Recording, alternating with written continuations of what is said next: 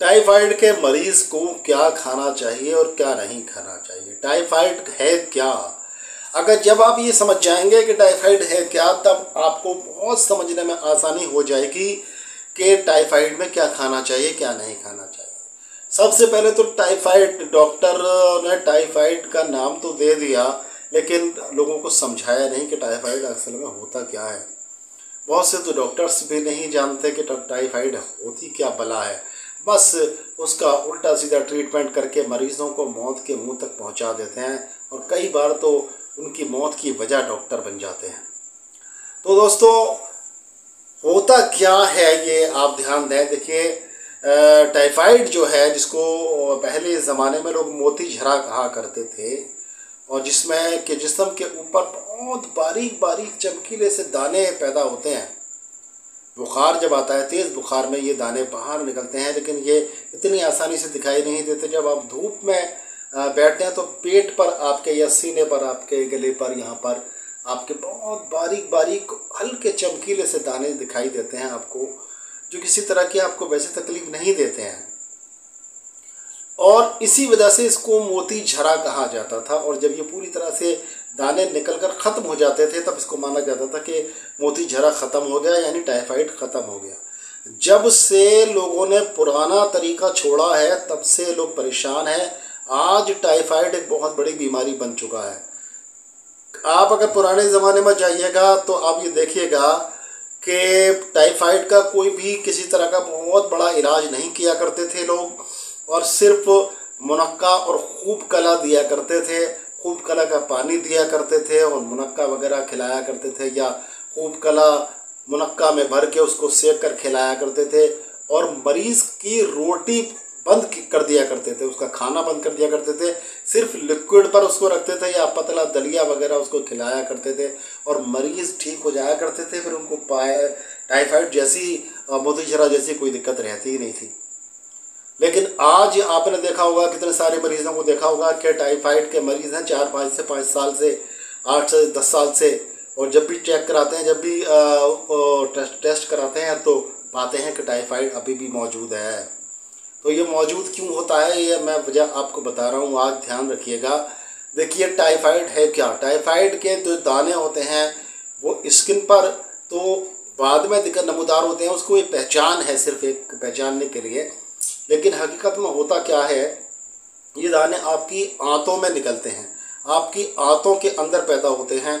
Salmonella typhi एक bacteria होता है, जिसकी वजह से ये दाने पैदा होते हैं आपके आंतों के अंदर। और ये आंतों के अंदर जब दाने होते हैं, जब भी आप कुछ खाते हैं, आप रोटी खाते हैं, आप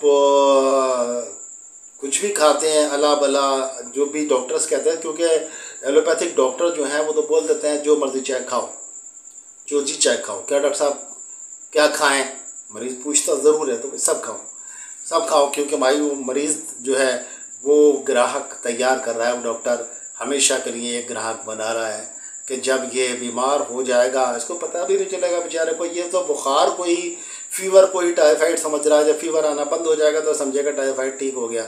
लेकिन हमने इसके साथ जो खेल खेला है, वो हमारा ये परमानेंट ग्राहक बन जाएगा, क्योंकि इसकी आंतों का बेड़ा गर्क कर दिया, इसकी आंतों का बेड़ा गर्क कर दिया। जब ये रोटी खाएगा, आंतें छिलेंगी अंदर से, बुखार तो धीरे धीरे करके ख़त्म हो जाएगा, लेकिन आंतों के ये ज़ख्म जो है आपको कभी कभी ज़िंदगी भर भी परेशान कर सकते हैं। सालों साल की टाइफाइड पीछा नहीं छोड़ता है, और आंतों का ये ज़ख्म जो है, फिर इसकी वजह से बुखार आते हैं और आप हमेशा बीमार, हमेशा के लिए बीमार हो जाते हैं।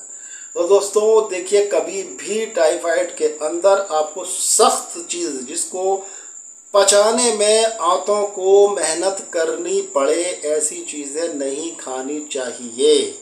यानी कि रोटी जैसी चीज़ और कोई भी तली हुई चीज़ हमें इस्तेमाल नहीं करनी चाहिए। सुपाच्य भोजन लेना चाहिए और लिक्विड फॉर्म में लेना चाहिए। दलिया खा रहे हैं तो दलिया बनाइए खूब पतला, उसमें मिर्च और मसाले जितने कम हो सके उतने कम डालिए, सिर्फ टेस्ट करिए, हल्का सा नमक डाल दीजिए।